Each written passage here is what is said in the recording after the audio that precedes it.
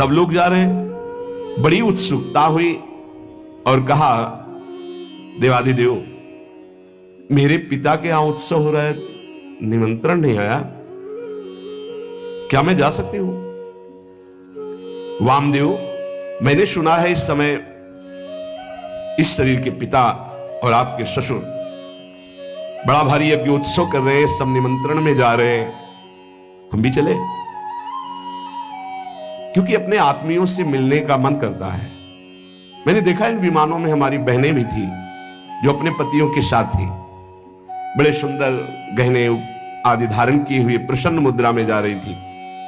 बहुत समय हो गया मैंने अपनी मां को नहीं देखा, उत्सुकता हो रही है हमको भी।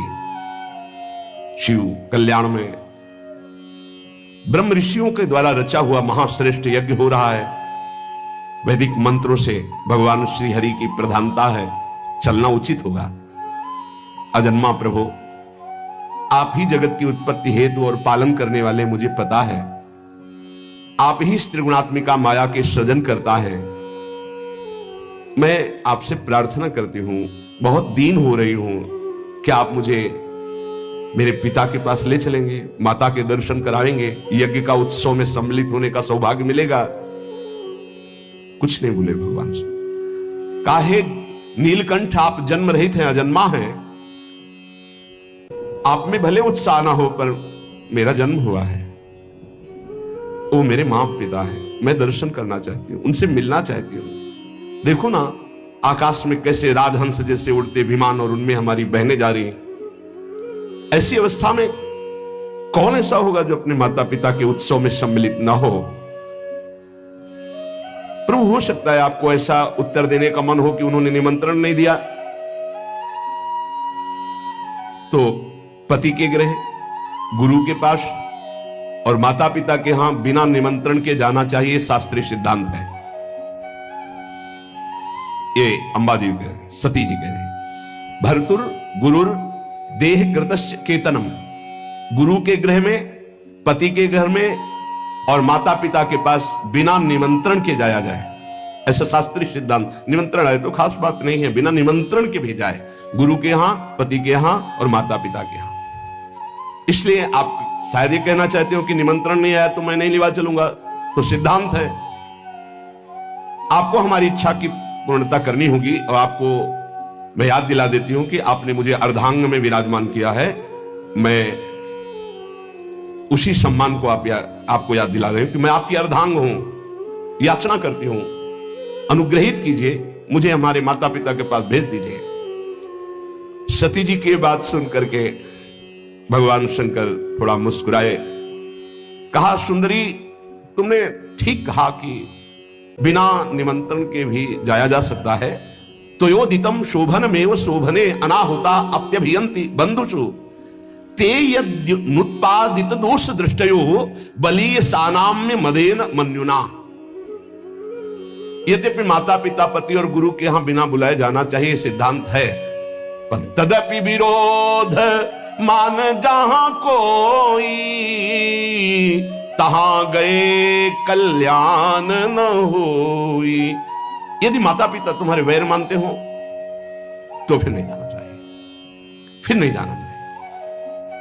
देहाभिमानी मद क्रोध से प्रबल हुआ, यदि वो अपमान करता हो तो फिर नहीं जाना चाहिए। यह सिद्धांत वहां चलता है जहां देहाभिमान रहित होकर के, मद रहित होकर के, दोष द्वेष रहित होकर के वो जो रिश्ते हैं उनका पालन किया जाता है।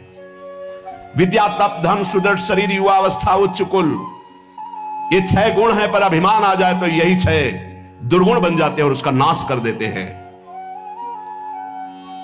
ये 6 गुण अवगुण जब बन जाते हैं तो महापुरुषों का अपराध करा देते हैं और वो नष्ट हो जाता है जो महापुरुषों का अपराध करता है।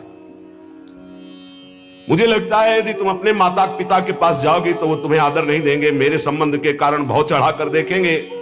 ऐसी अवस्था में तुम सुख नहीं पाओगे। देवी, बाणों से बिन जाने पर उतनी पीड़ा नहीं होती जब प्रियजनों के द्वारा अपमान होता। सबते कठिन जाति अपमाना।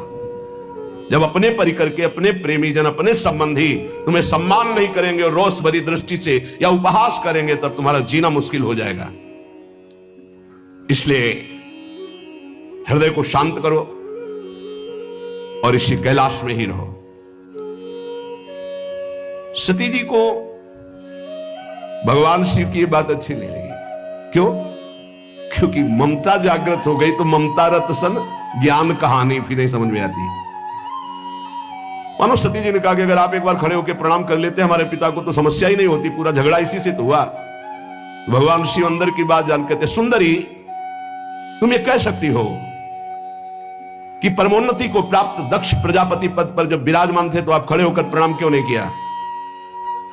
तुम मेरी आश्रिता हो इसलिए मैं तुम्हें बता रहा हूं, ये खड़े होना, हाथ जोड़ना, प्रणाम करना, नमस्कार करना, ये देहाभिमानियों का व्यवहार है।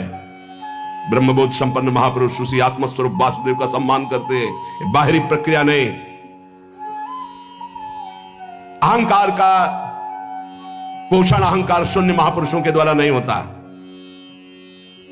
इसलिए मुझे लगता है तुम्हें नहीं जाना चाहिए।